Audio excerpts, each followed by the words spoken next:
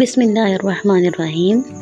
आइए हम वो अलामतें जानते हैं जो विटामिन डी की कमी होने पर पाई जाती हैं। हाई ब्लड प्रेशर, आपको कमज़ोरी फील होगी, आपको ज़हनी दबाव महसूस होगा, पट्टों में दर्द, सर में दर्द।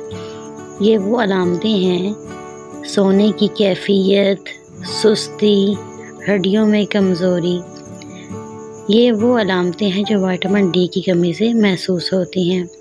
विटामिन डी, अब इस कमी को कैसे पूरा किया जाए, विटामिन डी किन चीज़ों में होता है, हमें किन चीज़ों से हासिल होगा, चलें देखते हैं वो कौन कौन सी चीज़ें हैं जिनसे हमें विटामिन डी हासिल होता है।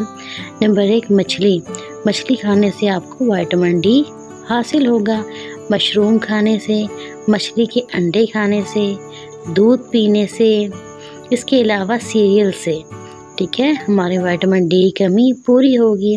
इसके अलावा चीज़, अंडा, मक्खन, ये वो चीज़ें हैं जिनसे विटामिन डी की कमी पूरी होगी।